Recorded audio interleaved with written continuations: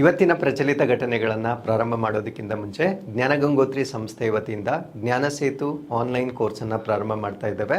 So ಇದು KEA ಮತ್ತು KPSC ವತಿಯಿಂದ ಮುಂದೆ ಬರ್ತಕ್ಕಂಥ ಎಲ್ಲ ಪರೀಕ್ಷೆಗಳಿಗೆ ಸಮಗ್ರವಾಗಿ ಜನರಲ್ ಸ್ಟಡೀಸ್ ಎಲ್ಲ ಸಾಮಾನ್ಯ ಜ್ಞಾನದ ವಿಷಯಗಳನ್ನು ಕಂಪ್ಲೀಟ್ ಮಾಡಲಾಗುತ್ತೆ. ನ್ಯೂ ಸಿಲೆಬಸ್ ಏನಿದೆ ಅದನ್ನು ಕೂಡ ಕಂಪ್ಲೀಟ್ ಮಾಡಲಾಗುತ್ತೆ. ಇದರ ಜೊತೆಗೆ ಕಮ್ಯುನಿಕೇಷನ್ ಪೇಪರ್ 3 ಸಬ್ಜೆಕ್ಟ್ಸ್ ಕೂಡ ಕಂಪ್ಲೀಟ್ ಮಾಡಲಾಗುತ್ತೆ. ಅದರ ಜೊತೆಗೆ PSI ಪತ್ರಿಕೆ 1ರ ತರಗತಿಗಳು ಕೂಡ ಇರುತ್ತೆ.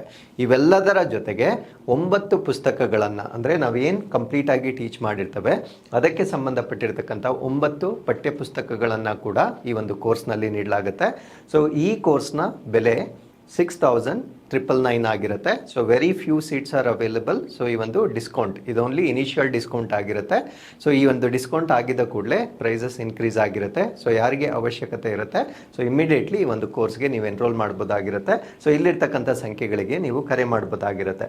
ಸಪೋಸ್ ಯಾರ್ದಾದ್ರೂ ಕೋರ್ಸ್ ಆಲ್ರೆಡಿ ಕಂಪ್ಲೀಟ್ ಆಗಿ ಕೇವಲ ಪುಸ್ತಕಗಳಿಗೆ ಮಾತ್ರ ನೀವು ನೋಡ್ತಾ ಇದ್ರೆ you can only buy books. So 9 ಪುಸ್ತಕಗಳು ಜ್ಞಾನ ಸೇತು ಜನರಲ್ ಸ್ಟಡೀಸ್ ಏನಿರುತ್ತೆ ಸೊ ಇದನ್ನು ಸಂಪೂರ್ಣವಾಗಿ ನೀವು ಖರೀದಿ ಮಾಡ್ಬೋದಾಗಿರುತ್ತೆ.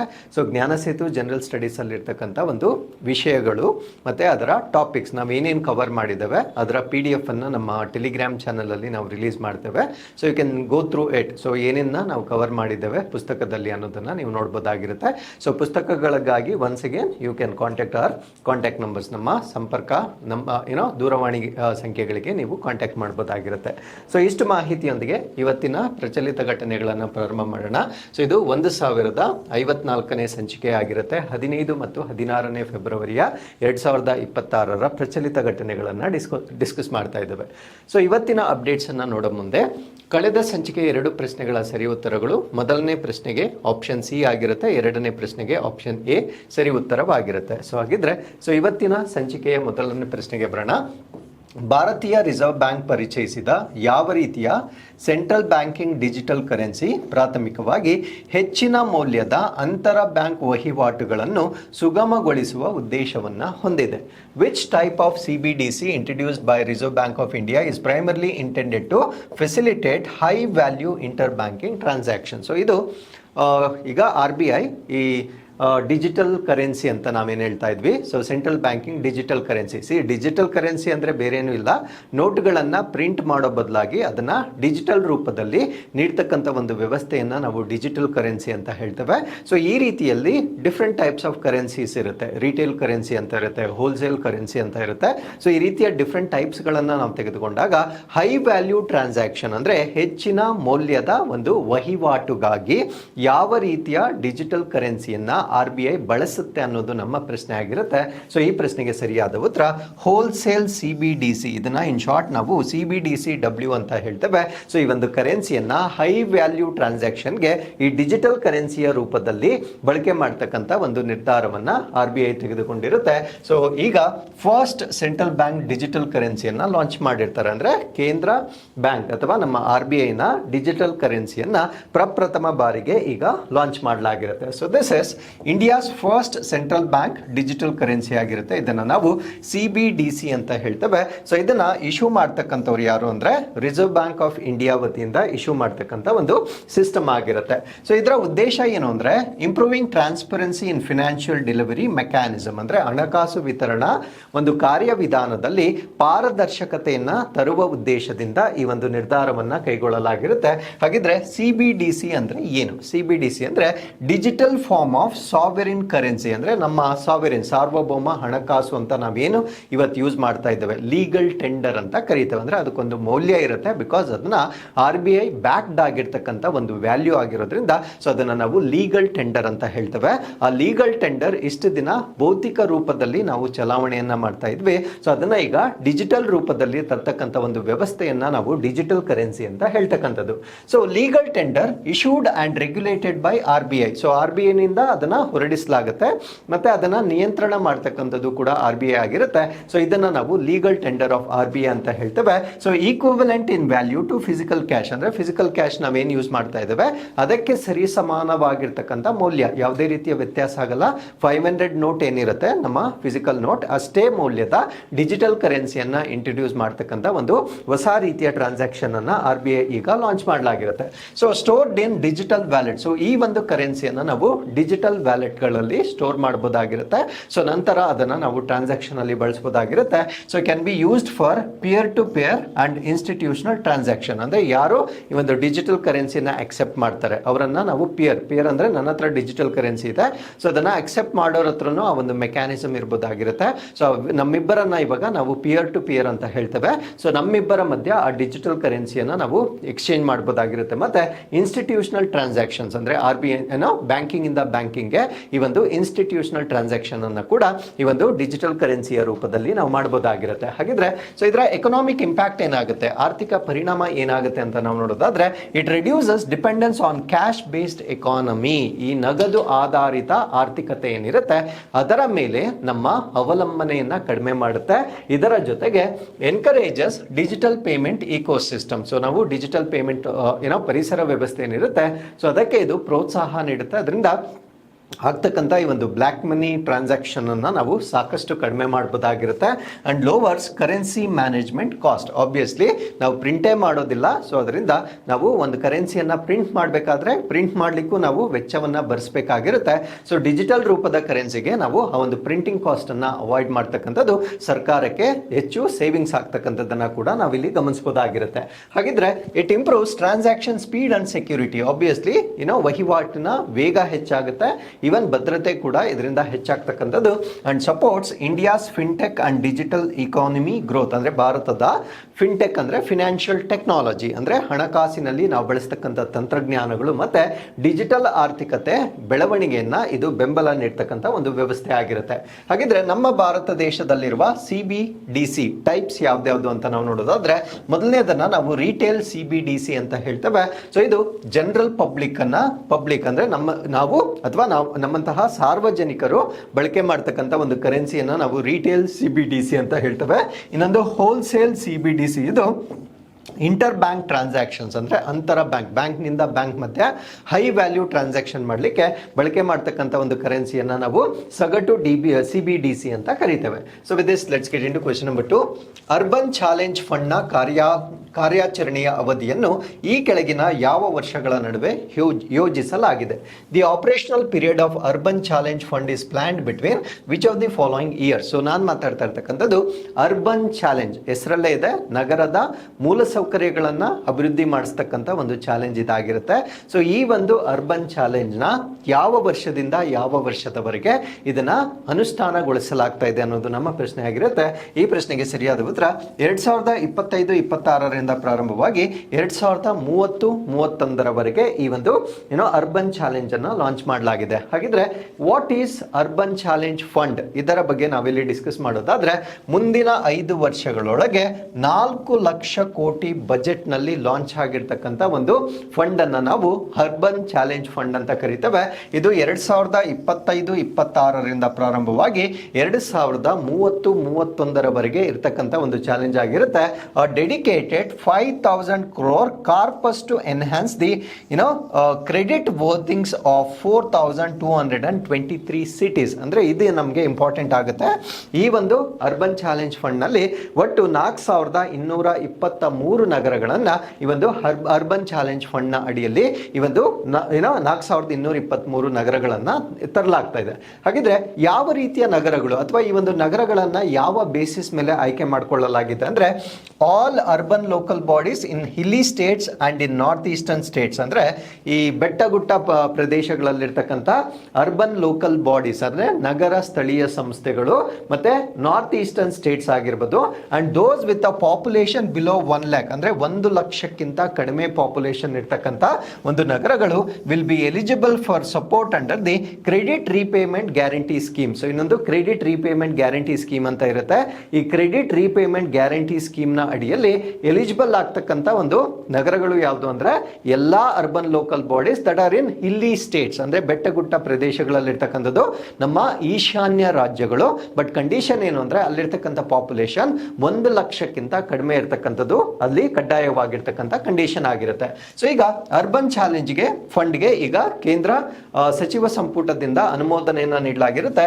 ಇದು ಸೆಂಟ್ರಲಿ ಸ್ಪಾನ್ಸರ್ಡ್ ಸ್ಕೀಮ್, ಕೇಂದ್ರ ಪ್ರಾಯೋಜಿತ ಯೋಜನೆ.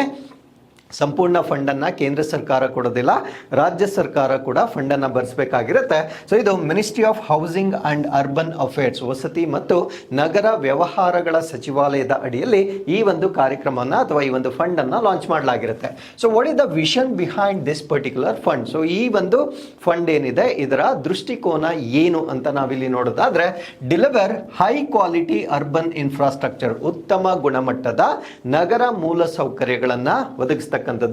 Make cities engines of economic growth, ನಗರಗಳನ್ನು ಆರ್ಥಿಕ ಬೆಳವಣಿಗೆಯ ಎಂಜಿನ್ಗಳಾಗಿ ಪರಿವರ್ತನೆ ಮಾಡ್ತಕ್ಕಂಥದ್ದು. And sustainable and climate resilient urban structure, ಅಂದ್ರೆ ಸುಸ್ಥಿರವಾಗಿರಬೇಕು.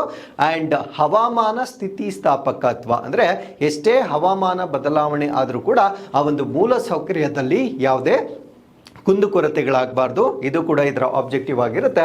And shift from grant based funding ಇಂದ ಮಾರ್ಕೆಟ್ ಡ್ರಿವನ್ ಫಿನಾನ್ಸಿಂಗ್, ಈ ಒಂದು ಪದ್ಧತಿಗೆ ಬದಲಾಗ್ತಕ್ಕಂಥದ್ದು. ಅಂದ್ರೆ ಅನುದಾನ ಆಧಾರಿತ ಧನ ಸಹಾಯದಿಂದ ಮಾರುಕಟ್ಟೆ ಚಾಲಿತ ಹಣಕಾಸಿಗೆ ಬದಲಾವಣೆಯನ್ನ ಮಾಡ್ಕೊಳ್ತಾ ಇದ್ದಾರೆ. ಹಾಗಿದ್ರೆ ಗ್ರಾಂಟ್ ಬೇಸ್ಡ್ಗೂ ಮಾರ್ಕೆಟ್ ಬೇಸ್ಡ್ಗೂ ಡಿಫ್ರೆನ್ಸ್ ಏನು? ಗ್ರಾಂಟ್ ಅಂದರೆ ಅನುದಾನ, ಅಂದರೆ once it is paid you need not pay it back. So ಅದನ್ನು ನಾವು ಗ್ರಾಂಟ್ ಬೇಸ್ಡ್ ಅಂತ ಕರಿತೇವೆ. ಹಾಗಿದ್ರೆ ಮಾರ್ಕೆಟ್ ಬೇಸ್ಡ್ ಅಂದರೆ raising capital directly from financial market, ಅಂದರೆ ಬಾಂಡ್ಗಳ ಮುಖಾಂತರ, ಈಕ್ವಿಟಿಗಳ ಮುಖಾಂತರ.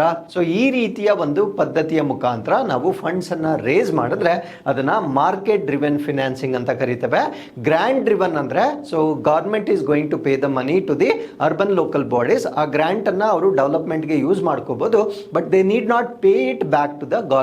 ಸೊ ಇದನ್ನು ನಾವು ಗ್ರಾಂಟ್ ಬೇಸ್ಡ್ ಅಂತ ಹೇಳ್ತೇವೆ. ಬಟ್ ಈ ಒಂದು ಅರ್ಬನ್ ಚಾಲೆಂಜ್ ಫಂಡ್ ಏನಿದೆ ಇದು ಗ್ರಾಂಟ್ ಬೇಸ್ಡ್ ಇದ್ದಿದ್ದನ್ನ ಈಗ ಮಾರ್ಕೆಟ್ ಬೇಸ್ಡ್ ಫಂಡ್ ಆಗಿ ಕನ್ವರ್ಟ್ ಮಾಡ್ತಕ್ಕಂಥದ್ದು. ಸೊ ಈ ಒಂದು ಕಾರ್ಯಕ್ರಮದ ಉದ್ದೇಶವಾಗಿ ನಾವು ನೋಡ್ಬೋದಾಗಿರುತ್ತೆ. ಹಾಗಿದ್ರೆ ಕೀ ಆಬ್ಜೆಕ್ಟಿವ್ಸ್ ಏನು, ಇದರ ಉದ್ದೇಶಗಳೇನು ಅಂತ ನಾವು ನೋಡೋದಾದ್ರೆ, ನಗರ ಮೂಲ ಸೌಕರ್ಯಗಳನ್ನ ಇಂಪ್ರೂವ್ ಮಾಡ್ತಕ್ಕಂಥದ್ದು, ವಾಟರ್ ಸಪ್ಲೈ ಮತ್ತೆ ಸ್ಯಾನಿಟೇಷನ್, ನೀರು ಸರಬರಾಜು ಮತ್ತು ನೈರ್ಮಲ್ಯವನ್ನ ಸುಧಾರಿಸ್ತಕ್ಕಂಥದ್ದು.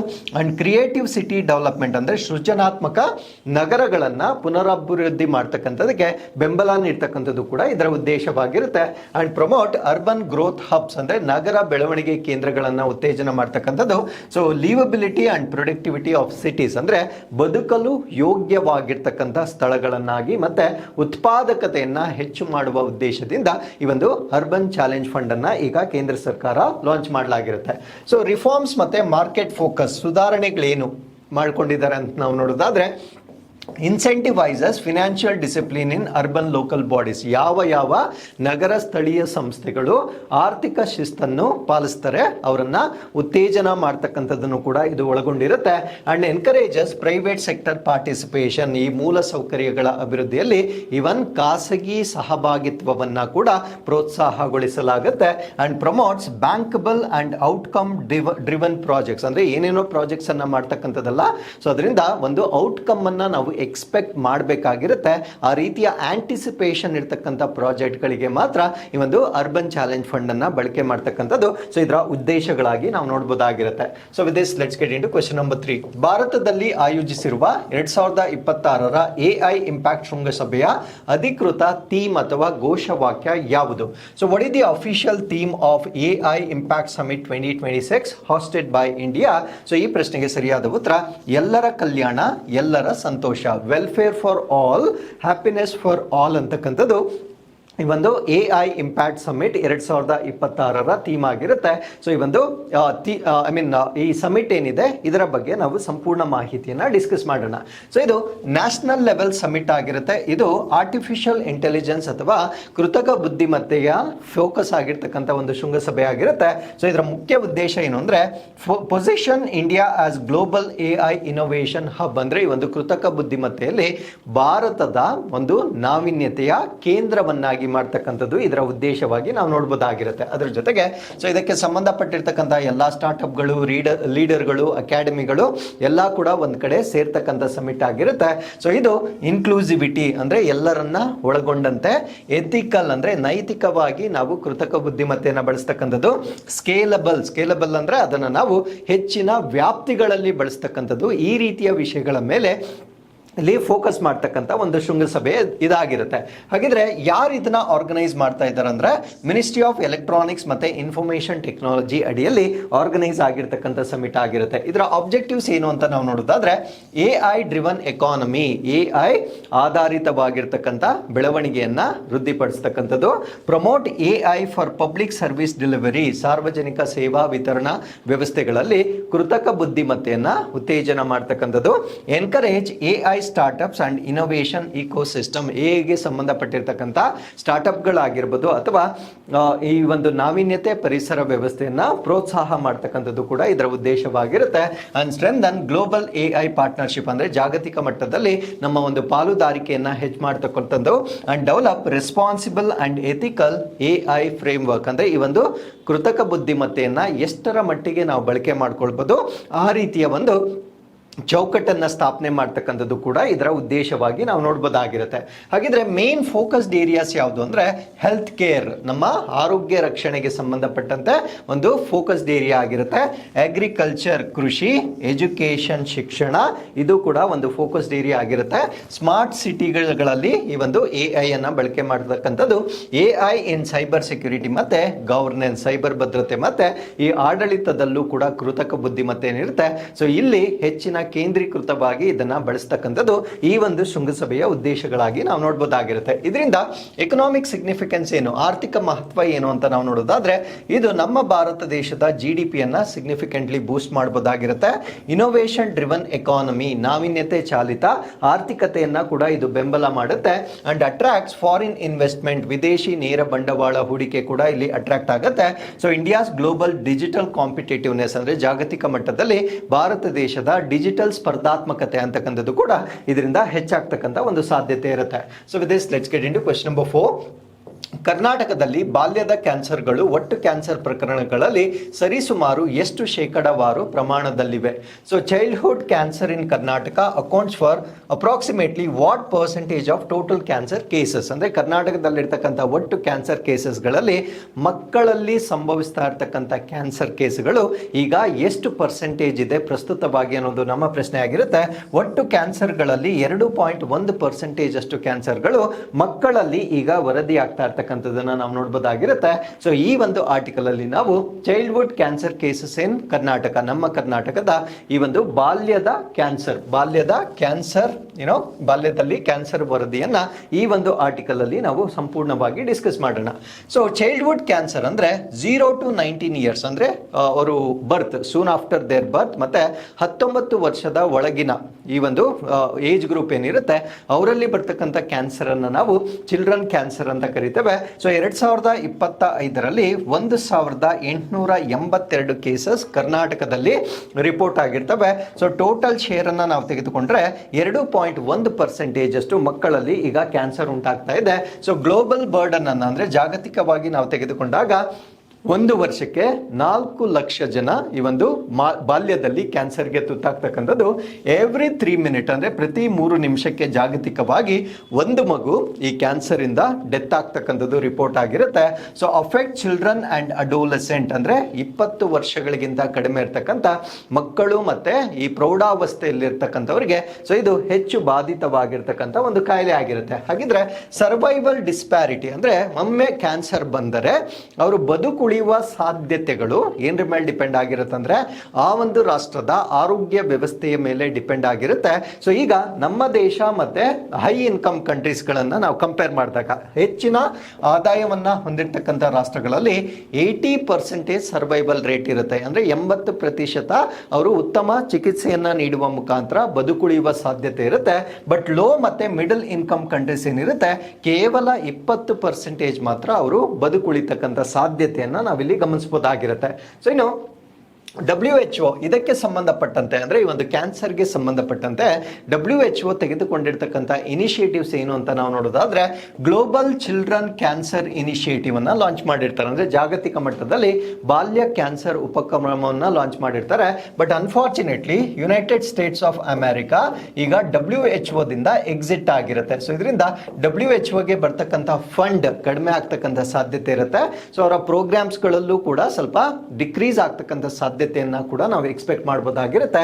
ಸೊ WHO ಟಾರ್ಗೆಟ್ ಏನು ಅಂದ್ರೆ greater or equal to 60% survival rate by 2030. So this target is very important. 2030 ವೇಳೆಗೆ ಈಗ ಏನು ಸರ್ವೈವಲ್ ರೇಟ್ ಹೈ ಇನ್ಕಮ್ ಮತ್ತೆ ಲೋ ಇನ್ಕಮ್ ಮಧ್ಯೆ ಏನು ಡಿಫ್ರೆನ್ಸ್ ಇದೆ ಆ ಡಿಫ್ರೆನ್ಸ್ ಅನ್ನ 60% ಅಷ್ಟು ಸರ್ವೈವಲ್ ರೇಟ್ ಅನ್ನ ಇನ್ಕ್ರೀಸ್ ಮಾಡ್ತಕ್ಕಂಥದ್ದು WHO ಗುರಿಯಾಗಿ ನಾವು ನೋಡಬಹುದಾಗಿರುತ್ತೆ. ಇನ್ನು ಹ್ಯೂಮನ್ ರೈಟ್ಸ್ ಪರ್ಸ್ಪೆಕ್ಟಿವ್ ಅಲ್ಲಿ ನಾವು ಇದನ್ನ ನೋಡಿದಾಗ UN convention on rights of child ಅಂದ್ರೆ ಇದು ಮಕ್ಕಳ ಹಕ್ಕುಗಳ ಕುರಿತು ವಿಶ್ವಸಂಸ್ಥೆಯ ಕನ್ವೆನ್ಷನ್ ಸಮಾವೇಶದ ಅಡಿಯಲ್ಲಿ ಬರ್ತಕ್ಕಂಥ ಒಂದು ವ್ಯವಸ್ಥೆ ಇದಾಗಿರುತ್ತೆ. Right to highest attainable standard of health ಅಂದ್ರೆ ಅತ್ಯುನ್ನತ ಗುಣಮಟ್ಟದ ಆರೋಗ್ಯದ ಹಕ್ಕನ್ನ ವಿಶ್ವಸಂಸ್ಥೆಯ ವತಿಯಿಂದ ಒಂದು ಮ್ಯಾಂಡೇಟ್ ಆಗಿ ಸ್ವೀಕಾರ ಮಾಡಲಾಗಿರುತ್ತೆ. Access to treatment and rehabilitation ಚಿಕಿತ್ಸೆ ಮತ್ತೆ ಪುನರ್ವಸತಿ ಅಥವಾ ಪುನರುಜ್ಜೀವನ ಪ್ರವೇಶ ಈ ಒಂದು ಮಾನವ ಹಕ್ಕುಗಳ ದೃಷ್ಟಿಕೋನದಿಂದ ನಾವು ನೋಡಬಹುದಾಗಿರುತ್ತೆ. ಸೊ ಈ ಒಂದು ನಿಟ್ಟಿನಲ್ಲೂ ಕೂಡ ಆ ಒಂದು ಸರ್ವೈವಲ್ ರೇಟ್ ಅನ್ನ ಹೆಚ್ಚು ಮಾಡ್ತಕ್ಕಂಥದ್ದು ಸೂಕ್ತವಾಗಿರೋದನ್ನು ನಾವಿಲ್ಲಿ ಗಮನಿಸಬಹುದಾಗಿರುತ್ತೆ. So with this let's get into question number 5. ಭಾರತದ ಮೊದಲ ರಾಷ್ಟ್ರೀಯ ಗೋವುಗಳ ಸಂಸ್ಕೃತಿ ವಸ್ತು ಸಂಗ್ರಹಾಲಯ ಎಲ್ಲಿದೆ? So India's first national cow culture museum is located in. So ಈ ಪ್ರಶ್ನೆಗೆ ಸರಿಯಾದ ಉತ್ತರ ಮಥುರಾದಲ್ಲಿ ಗೋವುಗಳಿಗೆ ಸಂಬಂಧಪಟ್ಟಂತೆ ಸಂಸ್ಕೃತಿ ವಸ್ತು ಸಂಗ್ರಹಾಲಯವನ್ನ ಮಥುರಾದಲ್ಲಿ ಈಗ ಸ್ಥಾಪನೆ ಮಾಡಲಾಗಿರುತ್ತೆ. ಸೊ ಇದು India's first national cow culture museum ಅಥವಾ ಭಾರತದ ಮೊದಲ ರಾಷ್ಟ್ರೀಯ ಹಸು ಅಥವಾ ಗೋವುಗಳ ಸಂಸ್ಕೃತಿ ವಸ್ತು ಸಂಗ್ರಹಾಲಯ ಎಂದು ನಾವು ಇದನ್ನ ನೋಡಬಹುದಾಗಿರುತ್ತೆ. ಸೊ ಇದು ಉತ್ತರ ಪ್ರದೇಶದ ಮಥುರಾದಲ್ಲಿ ಇದನ್ನ ಡೆವಲಪ್ ಮಾಡಲಾಗಿರುತ್ತೆ. ಸೊ ಇದನ್ನ ಹೋಸ್ಟ್ ಮಾಡಿರ್ತಕ್ಕಂಥ ಸಂಸ್ಥೆ ಅಂದ್ರೆ ಯಾವ ಸಂಸ್ಥೆಯಲ್ಲಿ ಈ ಒಂದು ಮ್ಯೂಸಿಯಂ ಅನ್ನ ಅಥವಾ ಈ ಒಂದು ವಸ್ತು ಸಂಗ್ರಹಾಲಯವನ್ನ ಅವರು ಲಾಂಚ್ ಮಾಡಿರ್ತಾರೆ ಅಂದ್ರೆ Pandit Deen Dayal Upadhyaya veterinary sciences university ಅಂತ ಇರುತ್ತೆ. ಉತ್ತರ ಪ್ರದೇಶದ ಮಥುರಾದಲ್ಲಿ ಪಂಡಿತ್ ದೀನ್ ದಯಾಳ ಉಪಾಧ್ಯಾಯ ಪಶು ವೈದ್ಯಕೀಯ ವಿಜ್ಞಾನ ವಿಶ್ವವಿದ್ಯಾನಿಲಯದಲ್ಲಿ ಇದನ್ನ ಸ್ಥಾಪನೆ ಮಾಡಲಾಗಿರುತ್ತೆ. ಏನಿದರ ಉದ್ದೇಶ ಅಂದ್ರೆ showcase cultural significance of cows in Indian tradition. Bharat ದೇಶದ ಸಂಪ್ರದಾಯದಲ್ಲಿ ಈ ಗೋವುಗಳ ಸಾಂಸ್ಕೃತಿಕ ಪ್ರಾಮುಖ್ಯತೆಯನ್ನ ತೋರಿಸ್ತಕ್ಕಂಥದ್ದು ಇದರ ಉದ್ದೇಶವಾಗಿರುತ್ತೆ. ಸೈಂಟಿಫಿಕ್ ಅವೇರ್ನೆಸ್ ಅಬೌಟ್ ಕ್ಯಾಟಲ್ ಅಂದ್ರೆ ಈ ಒಂದು ಜಾನುವಾರುಗಳಿಗೆ ಸಂಬಂಧಪಟ್ಟಂತೆ ವೈಜ್ಞಾನಿಕ ಜಾಗೃತಿಯನ್ನ ಉತ್ತೇಜನ ಮಾಡ್ತಕ್ಕಂಥದ್ದು. ಎಕನಾಮಿಕ್ ಅಂಡ್ ಅಗ್ರಿಕಲ್ಚರಲ್ ಇಂಪಾರ್ಟೆನ್ಸ್ ಈ ಒಂದು ಗೋವುಗಳು ಆರ್ಥಿಕ ಮತ್ತು ಕೃಷಿಗೆ ಎಷ್ಟು ಪ್ರಾಮುಖ್ಯತೆ ಹೊಂದಿದೆ ಅನ್ನೋದನ್ನ ತೋರಿಸ್ತಕ್ಕಂಥದ್ದು ಕೂಡ ಇದರ ಉದ್ದೇಶವಾಗಿರುತ್ತೆ. ಸೊ ಅಲ್ಲಿರ್ತಕ್ಕಂಥ ಥೀಮ್ಸ್ ಏನು ಅಂತ ನಾವು ನೋಡೋದಾದ್ರೆ ಕ್ಯಾಟಲ್ ಕನ್ಸರ್ವೇಷನ್ ಅಂದ್ರೆ ಜಾನುವಾರುಗಳ ಸಂರಕ್ಷಣೆ, ಎರಡನೇದು ಸಸ್ಟೈನಬಲ್ ಅಗ್ರಿಕಲ್ಚರ್ ಅಥವಾ ಸುಸ್ಥಿರ ಕೃಷಿ, ಮತ್ತೆ ರೂರಲ್ ಲೈವ್ಲಿಹುಡ್ ಅಥವಾ ಗ್ರಾಮೀಣ ಜೀವನೋಪಾಯ, ಮತ್ತೆ ಟ್ರೆಡಿಷನಲ್ ಪ್ರಾಕ್ಟೀಸಸ್ ಅಥವಾ ಸಾಂಪ್ರದಾಯಿಕ ಪದ್ಧತಿಗಳು ಕೂಡ. ಸೊ ಇಲ್ಲಿ ಥೀಮ್ಗಳ ಆಧಾರದ ಮೇಲೆ ಆ ಒಂದು ವಸ್ತು ಸಂಗ್ರಹಾಲಯವನ್ನ ಡಿಸೈನ್ ಮಾಡಲಾಗಿರುತ್ತೆ. With this let's get into question number 6. IIT ಗಾಂಧಿನಗರದ ಅಧ್ಯಯನದ ಪ್ರಕಾರ ಯಾವ ನದಿ ಜಲಾನಯನ ಪ್ರದೇಶವು ಹರಿವಿನಲ್ಲಿ ಹೆಚ್ಚಳವನ್ನು ತೋರಿದೆ? According to the study by IIT Gandhinagar, which river basin has shown an increase in flow? So ಇತ್ತೀಚೆಗೆ IIT ಗಾಂಧಿನಗರ ವತಿಯಿಂದ ಈ ನದಿಗಳಿಗೆ ಸಂಬಂಧಪಟ್ಟಂತೆ ಒಂದು ಅಧ್ಯಯನವನ್ನ ಮಾಡಲಾಗಿರುತ್ತೆ. ಸೊ ಈ ಒಂದು ಅಧ್ಯಯನದಲ್ಲಿ 1980ರಿಂದ 2021 ಮಧ್ಯದಲ್ಲಿ ನದಿಗಳ ಹರಿವು ಹೆಚ್ಚಾಗಿದೆಯಾ ಕಡಿಮೆ ಆಗಿದೆಯಾ ಅಂತಕ್ಕಂಥ ಒಂದು ಅಧ್ಯಯನವನ್ನ ಮಾಡಲಾಗಿರುತ್ತೆ. ಈ ಒಂದು ಅಧ್ಯಯನದ ಪ್ರಕಾರ ಹೆಚ್ಚಾಗಿರ್ತಕ್ಕಂಥ ನದಿ ಯಾವುದು ಅಂತ ಪ್ರಶ್ನೆ ಕೇಳಿದರೆ ಇದಕ್ಕೆ ಸರಿಯಾದ ಉತ್ತರ ಈ ಇಂಡಸ್ ಬೇಸಿನ್ ಏನಿರುತ್ತೆ ಇದರಲ್ಲಿ ನೀರಿನ ಹರಿವಿನ ಪ್ರಮಾಣ ಹೆಚ್ಚಾಗಿರುತ್ತೆ. ಏನಕ್ಕೆ ಹೆಚ್ಚಾಗಿದೆ, ಎಲ್ಲಿ ಕಡಿಮೆ ಆಗಿದೆ, ಎರಡನ್ನ ಕೂಡ ನಾವು ಈ ಒಂದು ಆರ್ಟಿಕಲ್ ಅಲ್ಲಿ ಡಿಸ್ಕಸ್ ಮಾಡೋಣ. ನಿಮಗೆ ವಾಟರ್ ರಿಲೇಟೆಡ್ ಇಶ್ಯೂಸ್ ಬಂದಾಗ, ರಿವರ್ ಲಿಂಕಿಂಗ್ ಇಶ್ಯೂಸ್ ಬಂದಾಗ ಈ ಒಂದು ಆರ್ಟಿಕಲ್ ಅನ್ನು ನೀವು ನಿಮ್ಮ ಎಸ್ಸೆ ರೈಟಿಂಗ್ ಅಥವಾ ಮೇನ್ಸ್ ಆನ್ಸರ್ ರೈಟಿಂಗ್ ಅಲ್ಲಿ ನೀವು ಇನ್ಕ್ಲೂಡ್ ಮಾಡಬಹುದಾಗಿರುತ್ತೆ. ಸೊ ಈ ಒಂದು ಸ್ಟಡಿ ಪ್ರಕಾರ ಗಂಗಾ ಈಸ್ ಡ್ರೈಯಿಂಗ್ ಅಂದ್ರೆ ನಮ್ಮ ಭಾರತ ದೇಶದ ನದಿ ಗಂಗಾ ನದಿ ಏನಿರುತ್ತೆ ಅದು ಬತ್ತಿ ಹೋಗ್ತಾ ಇದೆ, ಮತ್ತೆ ಸಿಂಧು ನದಿ ರಿವರ್ಸ್ ಉಲ್ಟಾ ಆಗ್ತಾ ಇದೆ, ಅದು ಓವರ್ ಫ್ಲೋ ಆಗ್ತಾ ಇರ್ತಕ್ಕಂಥದ್ದು ಇವರ ಒಂದು ವರದಿಯ ಪ್ರಕಾರ ರಿಪೋರ್ಟ್ ಆಗಿರುತ್ತೆ. ಸೊ ಇಂಡಸ್ ಬೇಸಿನ್ ಏನಿರುತ್ತೆ +8% ಇನ್ಕ್ರೀಸ್ ಇನ್ ಫ್ಲೋ, 8% ತನ್ನ ಹರಿವನ್ನ ಹೆಚ್ಚಾಗಿರ್ತಕ್ಕಂಥದ್ದನ್ನ ನಾವು ಸಿಂಧು ಜಲಾನಯನ ಪ್ರದೇಶದಲ್ಲಿ ನೋಡಬಹುದಾಗಿರುತ್ತೆ. ಅದೇ ನಾವು ಗಂಗಾ ಬೇಸಿನ್ ಅನ್ನ ತೆಗೆದುಕೊಂಡಾಗ ಅದು 17% ಡಿಕ್ಲೇನ್ ಆಗಿರುತ್ತೆ, 17% ನೀರಿನ ಹರಿವು ಕಡಿಮೆ ಆಗಿರ್ತಕ್ಕಂಥದ್ದನ್ನ ನಾವು ಗಂಗಾ ನದಿಯಲ್ಲಿ ಅಥವಾ ಜಲಾನಯನದಲ್ಲಿ ನೋಡಬಹುದಾಗಿರುತ್ತೆ. ಸೊ ಇಂಡಸ್ ಬೇಸಿನ್ ಇನ್ಕ್ರೀಸ್ ಏನಕ್ಕಾಯ್ತು, ರೀಸನ್ಸ್ ಏನು ಅಂತ ನಾವು ನೋಡೋದಾದ್ರೆ, ಇನ್ಕ್ರೀಸ್ ಇನ್ ಪ್ರಿಸಿಪಿಟೇಷನ್ ಅಂದ್ರೆ ಮಳೆ ಜಾಸ್ತಿ ಆಗಿರ್ತಕ್ಕಂಥದ್ದು, ಗ್ಲೇಷಿಯಲ್ ಮೆಲ್ಟಿಂಗ್ ಅಂದ್ರೆ ಈ ಒಂದು ಜಾಗತಿಕ ತಾಪಮಾನ ಹೆಚ್ಚಾಗಿರುವ ಕಾರಣದಿಂದ ಹಿಮ ನದಿಗಳು ಕರಗುತ್ತಿರುವುದು ಇದಕ್ಕೆ ಕಾರಣವಾಗಿರುತ್ತೆ. ಇದರಿಂದ ಆಗಬಹುದಾಗಿರ್ತಕ್ಕಂಥ ಇಂಪ್ಯಾಕ್ಟ್ಸ್ ಏನು ಅಂದ್ರೆ ಫ್ಲಡ್ ಪ್ರವಾಹಗಳು ಹೆಚ್ಚಾಗುತ್ತೆ, ಕ್ಲೈಮೇಟ್ ಚೇಂಜ್ ಇನ್ಫ್ಲುಯೆನ್ಸ್ ಆಗುತ್ತೆ ಅಂದ್ರೆ ಹವಾಮಾನ ಬದಲಾವಣೆಯ ಮೇಲೆ ಇದು ಕೂಡ ಪರಿಣಾಮವನ್ನು ಬೀರುತ್ತೆ, ಹೈಡ್ರೋಲಾಜಿಕಲ್ ಟ್ರೆಂಡ್ ಅಂದ್ರೆ ವಾಟರ್ ಸರ್ಪ್ಲಸ್ ಆಗುತ್ತೆ ಅಂದ್ರೆ ನೀರು ಅತ್ಯಂತ ಹೆಚ್ಚಾಗ್ತಕ್ಕಂಥದ್ದನ್ನ ನಾವು ಇದರ ಇಂಪ್ಯಾಕ್ಟ್ಸ್ ಅಲ್ಲಿ ನಾವು ನೋಡಬಹುದಾಗಿರುತ್ತೆ. ಇನ್ನು ಗಂಗಾ ಬೇಸಿನ್ ಅನ್ನ ನಾವು ತೆಗೆದುಕೊಂಡ್ರೆ ಅದು ಡಿಕ್ಲೇನ್ ಆಗ್ತಾ ಇದೆ, ಇದಕ್ಕೆ ಕಾರಣಗಳು ಏನು ಅಂತ ನಾವು ನೋಡೋದಾದ್ರೆ ಈ ಮಾನ್ಸೂನ್ ದುರ್ಬಲಗೊಂಡಿರ್ತಕ್ಕಂಥದ್ದು, ವೀಕ್ ಮಾನ್ಸೂನ್ ಆಗಿರುತ್ತೆ, ಎಕ್ಸೆಸಿವ್ ಗ್ರೌಂಡ್ ವಾಟರ್ ಎಕ್ಸ್ಟ್ರಾಕ್ಷನ್ ಅಂತರ್ಜಲದ ನೀರನ್ನ ಹೆಚ್ಚಾಗಿ ನಾವು ಶೋಷಣೆ ಮಾಡ್ತಾ ಇರ್ತಕ್ಕಂಥದ್ದು. ಸೊ ಇದು sub basin show greater than 30% decline ಅಂದ್ರೆ ಇಲ್ಲಿ ಕೆಲವೊಂದು ಜಲಾನಯನ ಪ್ರದೇಶಗಳೇನಿರ್ತವೆ ನಾಟ್ ಆಲ್ ದಿ ಬೇಸಿನ್ಸ್ ಆಗಿರುತ್ತೆ. ಸೊ ಕೆಲವೊಂದು ಜಲಾನಯನ ಪ್ರದೇಶಗಳಲ್ಲಿ 30% ಹೆಚ್ಚು ಆ ಒಂದು ಹರಿವು ಅಂತಕ್ಕಂಥದ್ದು ಇಳಿಕೆ ಆಗಿರ್ತಕ್ಕಂಥದ್ದನ್ನ ಈ ಒಂದು ವರದಿಯ ಮುಖಾಂತರ ನಾವು ನೋಡಬಹುದಾಗಿರುತ್ತೆ. ಸೊ ಇದರಿಂದ ಇಂಪ್ಯಾಕ್ಟ್ಸ್ ಆಬ್ವಿಯಸ್ಲಿ ವಾಟರ್ ಸ್ಕೇರ್ಸಿಟಿ ಆಗುತ್ತೆ, ಅಗ್ರಿಕಲ್ಚರ್ ಮತ್ತೆ ಡ್ರಿಂಕಿಂಗ್ ವಾಟರ್ ಅಂದ್ರೆ ಕೃಷಿ ಮತ್ತೆ ಕುಡಿಯಲು ಯೋಗ್ಯವಾಗಿರ್ತಕ್ಕಂಥ ನೀರಿನ ಕೊರತೆಯನ್ನ ನಾವು ಫೇಸ್ ಮಾಡಬೇಕಾಗಿರುತ್ತೆ. ಇನ್ನು ಇಂಡಸ್ ರಿವರ್ ಬಗ್ಗೆ ನಾವು ತಿಳ್ಕೊಳ್ಳೋದಾದ್ರೆ ಇದು near Manas Sarovar lake in Tibet ನಲ್ಲಿರ್ತಕ್ಕಂಥ ಮಾನಸ ಸರೋವರದ ಬಳಿ ಇದು ಉಗಮವಾಗುತ್ತೆ. ಇದನ್ನ ನಾವೇನಂತ ಕರಿತೀವಿ ಅಂದ್ರೆ ಸಿಂಗೈ ಕಂಬಂ ಅಂತ ಕೂಡ ಕರಿತೇವೆ. So that is nothing but Lions mouth ಅಥವಾ ಸಿಂಹದ ಬಾಯಿ ಅಂತ ಕೂಡ ಇದನ್ನ ಹೇಳಲಾಗುತ್ತೆ. ಎಂಟರ್ಸ್ ಇಂಡಿಯಾ ಅಟ್ ಡೆಮ್ಚೌಕ್, ಲಡಾಖ್ನ ಡೆಮ್ಚೌಕ್ ನಲ್ಲಿ ಇದು ಭಾರತ ದೇಶವನ್ನ ಎಂಟರ್ ಆಗ್ತಕ್ಕಂಥ ಒಂದು ನದಿ ಆಗಿರುತ್ತೆ. ಸೊ ಇದು ಕಾರಾಕೋರಂ ಮತ್ತೆ ಲಡಾಖ್ ರೇಂಜಸ್ ಏನಿರುತ್ತೆ ಅದರ ಮಧ್ಯದಲ್ಲಿ ಹರಿಯುತ್ತೆ and west flowing Himalayan river ಆಗಿರುತ್ತೆ, ಅಂದ್ರೆ ಪಶ್ಚಿಮಕ್ಕೆ ಹರಿತಕ್ಕಂಥ ಹಿಮಾಲಯನ್ ನದಿಗಳಲ್ಲಿ ಇದು ಕೂಡ ಒಂದು ಪ್ರಮುಖವಾಗಿರ್ತಕ್ಕಂಥ ನದಿ ಆಗಿರುತ್ತೆ. ಇನ್ನು ಗಂಗಾ ರಿವರ್ ಅನ್ನ ತೆಗೆದುಕೊಂಡಾಗ ಇದು ಹಿಮಾಲಯನ್ ಗಂಗೋತ್ರಿ ಗ್ಲೇಷಿಯರ್ ನಿಂದ ಇದು ಉಗಮವಾಗುತ್ತೆ. ಸರಿಸುಮಾರು 2525 ಮೀಟರ್ ಇರ್ತಕ್ಕಂಥ ಒಂದು ನದಿ ಆಗಿರುತ್ತೆ. ಸೊ ಇದರ ಕ್ಯಾಚ್ಮೆಂಟ್ ಏರಿಯಾ 8,61,404 ಸ್ಕ್ವೇರ್ ಕಿಲೋಮೀಟರ್ಸ್ ಅಷ್ಟು ಜಲಾನಯನ ಪ್ರದೇಶವನ್ನು ಹೊಂದಿರುತ್ತೆ. ಇದು East word into bay of Bengal ಅಂದ್ರೆ ಪೂರ್ವಕ್ಕೆ ಬೇ ಆಫ್ ಬೆಂಗಾಲ್ಗೆ ಹರಿತಕ್ಕಂಥ ನದಿ ಆಗಿರುತ್ತೆ. ಲಾರ್ಜೆಸ್ಟ್ ಪಾಪ್ಯುಲೇಷನ್ ಇನ್ ಇಂಡಿಯಾ ಇದರಿಂದ ಬೆಂಬಲಿತವಾಗಿರುತ್ತೆ. So this is the concern. So ಅತಿ ಹೆಚ್ಚಿನ ಜನಸಂಖ್ಯೆ ಇದರ ಮೇಲೆ ಬೆಂಬಲವಾಗಿರುತ್ತೆ. ಬಟ್ ಅನ್ಫಾರ್ಚುನೇಟ್ಲಿ ಈ ಒಂದು ನದಿ ಅಂತಕ್ಕಂಥದ್ದು ಡಿಕ್ಲೇನ್ ಆಗಿರ್ತಕ್ಕಂಥದ್ದನ್ನ ನಾವಿಲ್ಲಿ ಗಮನಿಸಬಹುದಾಗಿರುತ್ತೆ. So with this let's get into question number 3. ಜಾಗತಿಕ ನೈಜ ಸಮಯದ ಡಿಜಿಟಲ್ ವಹಿವಾಟುಗಳಲ್ಲಿ ಭಾರತದ ಪಾಲು ಸರಿಸುಮಾರು ಎಷ್ಟು? India accounts for approximately what share of global real time digital transaction ಅಂದ್ರೆ ನಾವೇನು UPI ಈಗ ಬಳಕೆ ಮಾಡ್ತಾ ಇದ್ದೇವೆ ಅಥವಾ ಬೇರೆ ಬೇರೆ ಡಿಜಿಟಲ್ ರೂಪದಲ್ಲಿ ನಾವೇನು ಫಿನಾನ್ಸ್ ಅನ್ನ ವರ್ಗಾವಣೆ ಮಾಡ್ತಾ ಇದ್ದೇವೆ. ಸೊ ಇದರಲ್ಲಿ ಭಾರತದ ಒಂದು ಶೇರ್ ಏನಿದೆ ಜಾಗತಿಕವಾಗಿ ನಾವು ಹೋಲಿಕೆ ಮಾಡಿದಾಗ ಎಷ್ಟು ಪರ್ಸೆಂಟೇಜ್ ಇಂಡಿಯಾದಲ್ಲಿ ಆಗ್ತಾ ಇದೆ ಅಂದ್ರೆ 49% ನಮ್ಮ ಭಾರತ ದೇಶದಲ್ಲಿ ಈ ಒಂದು ಡಿಜಿಟಲ್ ಟ್ರಾನ್ಸಾಕ್ಷನ್ ಆಗ್ತಾ ಇದೆ. ಅಂದ್ರೆ ಕ್ಲೋಸ್ ಟು 50% ಜಾಗತಿಕವಾಗಿ ನಡೀತಕ್ಕಂಥ ಡಿಜಿಟಲ್ ಟ್ರಾನ್ಸಾಕ್ಷನ್ ಅಲ್ಲಿ 50% ನಮ್ಮ ಭಾರತ ದೇಶದಲ್ಲೇ ಆಗ್ತಕ್ಕಂಥದ್ದನ್ನ ನಾವು ನೋಡಬಹುದಾಗಿರುತ್ತೆ. ನಮ್ಮ ಭಾರತ ಬಿಟ್ಟರೆ ಎರಡನೇ ಸ್ಥಾನದಲ್ಲಿ ಬ್ರೆಜಿಲ್ 14%, ಥೈಲ್ಯಾಂಡ್ 8% ಇರುತ್ತೆ. ನಮ್ಮಷ್ಟೇ ಹೆಚ್ಚು ಕಡಿಮೆ ಪಾಪ್ಯುಲೇಷನ್ ಇರ್ತಕ್ಕಂಥ ಚೈನಾದಲ್ಲಿ ಕೇವಲ 6% ಮಾತ್ರ ನಾವು ಡಿಜಿಟಲ್ ಟ್ರಾನ್ಸಾಕ್ಷನ್ ಅನ್ನು ನೋಡಬಹುದಾಗಿರುತ್ತೆ.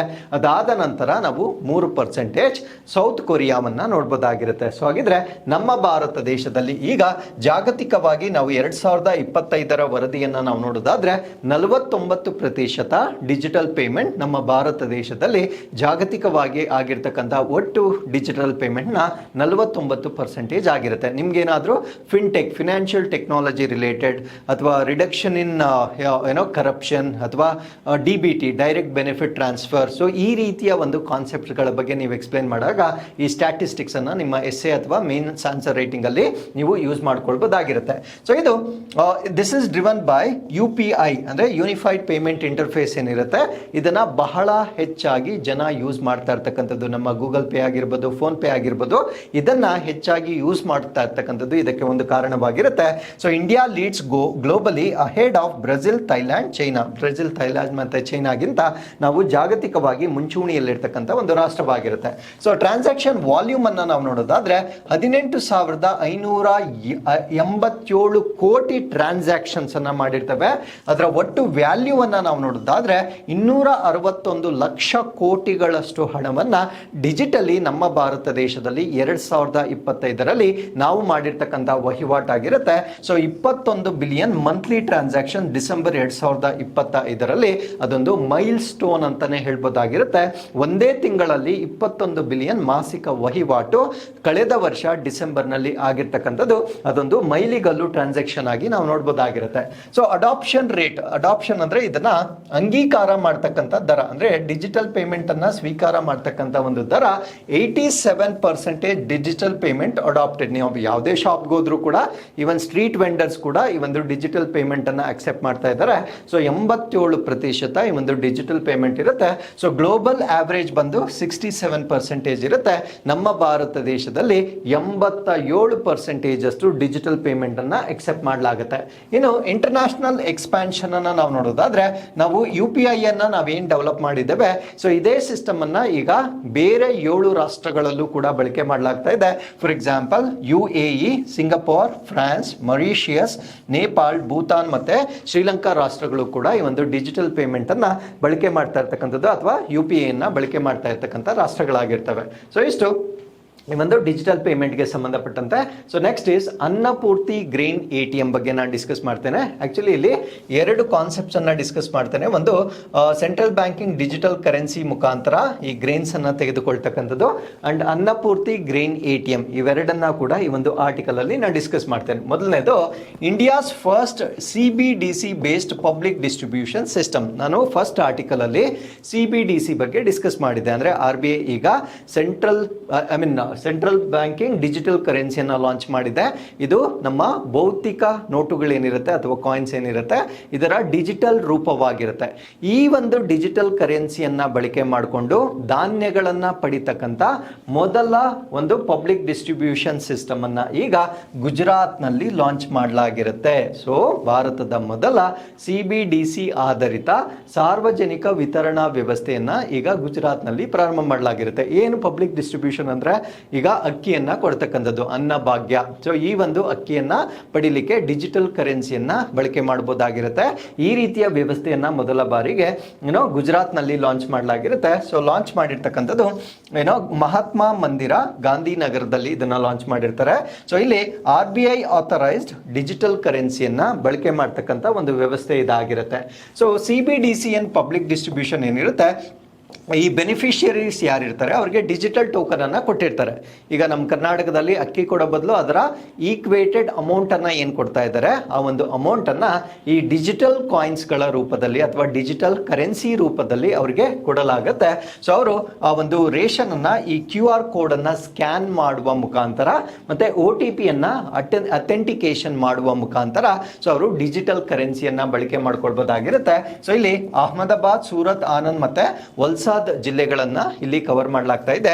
26,000 ಫ್ಯಾಮಿಲಿಗಳು ಈ ಒಂದು ಡಿಜಿಟಲ್ ಕರೆನ್ಸಿಯನ್ನ ಬಳಕೆ ಮಾಡಿಕೊಂಡು ಈ ಪಬ್ಲಿಕ್ ಡಿಸ್ಟ್ರಿಬ್ಯೂಷನ್ ಸಿಸ್ಟಮ್ ಅಲ್ಲಿ ಇನ್ಕ್ಲೂಡ್ ಆಗಿರ್ತಕ್ಕಂಥ ಒಂದು ಪಾಪ್ಯುಲೇಷನ್ ಆಗಿರುತ್ತೆ. ಇನ್ನು ಅನ್ನಪೂರ್ತಿ ಗ್ರೇನ್ ATM ಅನ್ನ ಈಗ ಅಹಮದಾಬಾದ್ ನಲ್ಲಿ ಲಾಂಚ್ ಮಾಡಲಾಗಿರುತ್ತೆ. ಇದು 35 ಸೆಕೆಂಡ್ಗಳಲ್ಲಿ 25 kg ಧಾನ್ಯಗಳನ್ನ ನೀಡ್ತಕ್ಕಂಥ ಒಂದು ATM ಆಗಿರುತ್ತೆ.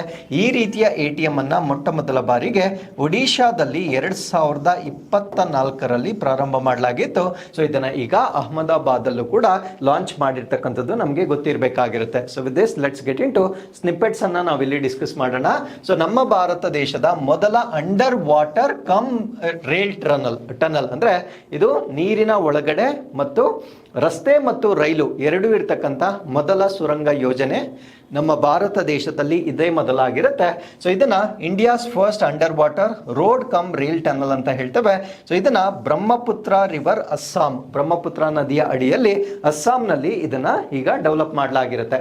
PM ರಾಹತ್ ಸ್ಕೀಮ್ ಅನ್ನ ಲಾಂಚ್ ಮಾಡಿರ್ತಾರೆ. ರಾಹತ್ ಅಂದ್ರೆ ರಸ್ತೆ ಅಪಘಾತಗಳಲ್ಲಿ ತೊಂದರೆಗೆ ಒಳಗಾಗಿರ್ತಕ್ಕಂಥವ್ರಿಗೆ ಟ್ರೀಟ್ಮೆಂಟ್ ಅನ್ನ ಕೊಡ್ತಕ್ಕಂಥ ಒಂದು ವ್ಯವಸ್ಥೆಯನ್ನ ಈಗ ಲಾಂಚ್ ಮಾಡಿರ್ತಾರೆ. ಇದನ್ನ PM ರಾಹತ್ ಅಂತ ಹೇಳ್ತೇವೆ. ಸೊ ಇದು ಗವರ್ಮೆಂಟ್ ಆಫ್ ಇಂಡಿಯಾ ಲಾಂಚ್ ಮಾಡಿರ್ತಕ್ಕಂಥದ್ದು. ಈ ಸ್ಕೀಮ್ ಅನ್ನ ನಾವು PM ರಾಹತ್ ಅಂತ ಹೇಳ್ತೇವೆ. So cashless treatment up to 1.5 lakhs ಅಂದ್ರೆ 7 ದಿನಗಳ ಅವಧಿಯಲ್ಲಿ ನಗದು ರಹಿತವಾಗಿ 1.5 ಲಕ್ಷದವರೆಗೆ ಚಿಕಿತ್ಸೆಯನ್ನ ನೀಡ್ತಕ್ಕಂಥ ಒಂದು ಸ್ಕೀಮ್ ಇದಾಗಿರುತ್ತೆ. ಸೊ ಯಾರಿಗೆ ಈ ಒಂದು ರೋಡ್ ಆಕ್ಸಿಡೆಂಟ್ಸ್ ಆಗಿರುತ್ತೆ ಸೊ ಅವರು ಈ ಒಂದು ಸ್ಕೀಮ್ ನ ಬೆನಿಫಿಟ್ ಅನ್ನ ತೆಗೆದುಕೊಳ್ಳಬಹುದಾಗಿರುತ್ತೆ. So first public hospital in Maharashtra to secure full accreditation from NABH ನಿಂದ ಅಕ್ರಿಡಿಟೇಷನ್ ಅನ್ನ ಪಡೆದುಕೊಂಡಿರ್ತಕ್ಕಂಥ ಮಹಾರಾಷ್ಟ್ರದ ಮೊದಲ ಸಾರ್ವಜನಿಕ ಆಸ್ಪತ್ರೆ ಅಂದ್ರೆ government hospital. So NABH accreditation ಅಥವಾ ಮಾನ್ಯತೆ ಬರಬೇಕಾಗಿದ್ರೆ ಅತ್ಯಂತ ಹೆಚ್ಚಿನ ಗುಣಮಟ್ಟದ ಸೌಲಭ್ಯಗಳು ಅಲ್ಲಿ ಇರಬೇಕಾಗಿರುತ್ತೆ. ನಮಗೆ ಗೊತ್ತಿದೆ ಸರ್ಕಾರಿ ಆಸ್ಪತ್ರೆಗಳ ಪರಿಸ್ಥಿತಿ ಹೇಗಿದೆ ಅಂತ. ಅಂಥದ್ರಲ್ಲಿ ಈ ಮಹಾರಾಷ್ಟ್ರದ ಒಂದು ಹಾಸ್ಪಿಟಲ್ ಈಗ NABH ಅಕ್ರಿಡಿಟೇಷನ್ ಅನ್ನ ಪಡೆದುಕೊಂಡಿರ್ತಕ್ಕಂಥ ಮೊದಲ ಸರ್ಕಾರಿ ಆಸ್ಪತ್ರೆಯಾಗಿ ನಾವು ಇದನ್ನ ನೋಡಬಹುದಾಗಿರುತ್ತೆ. ಸೊ ಏಮ್ಸ್ ನಾಗಪುರ್, ಸೊ ಇದು ಈಗ ಅಕ್ರಿಡೇಷನ್ ಅನ್ನ ಪಡೆದುಕೊಂಡಿರ್ತಕ್ಕಂಥ ಮಹಾರಾಷ್ಟ್ರದ ಮೊದಲ ಪಬ್ಲಿಕ್ ಹಾಸ್ಪಿಟಲ್ ಆಗಿ ನಾವು ನೋಡಬಹುದಾಗಿರುತ್ತೆ.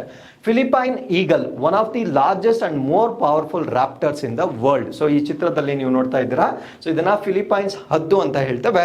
ಇದು ವಿಶ್ವದ ಅತಿ ದೊಡ್ಡ ಮತ್ತು ಶಕ್ತಿಶಾಲಿ ಬೇಟೆಗಾರ ಪಕ್ಷಿಗಳಲ್ಲಿ ಇದು ಕೂಡ ಒಂದಾಗಿರುತ್ತೆ. ಸೊ ಬೇಟೆಗಾರ ಪಕ್ಷಿಗಳಲ್ಲಿ ಇದು ಒಂದಾಗಿರುತ್ತೆ. ಈ ಒಂದು ಹದ್ದನ್ನು ನಾವು ಫಿಲಿಪೈನ್ ಈಗಲ್ ಅಂತ ಹೇಳ್ತೇವೆ.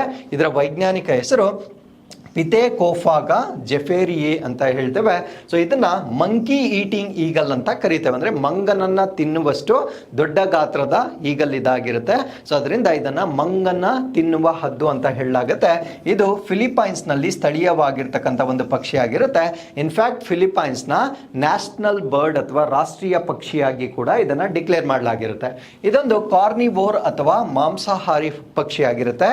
ಮಂಕೀಸ್ ಮಂಗಗಳನ್ನ ತಿನ್ನುತ್ತೆ, ಲೆಮ್ಯೂರ್ ಗಳನ್ನ ತಿನ್ನುತ್ತೆ. ಅದ್ರ ಜೊತೆಗೆ ಬರ್ಡ್ಸ್ ಮತ್ತೆ ರೆಪ್ಟೈಲ್ಸ್ ಪಕ್ಷಿಗಳು ಮತ್ತು ಸರೀಸೃಪಗಳನ್ನ ತಿಂತಕ್ಕಂತ ಒಂದು ಪಕ್ಷಿ ಇದಾಗಿರುತ್ತೆ.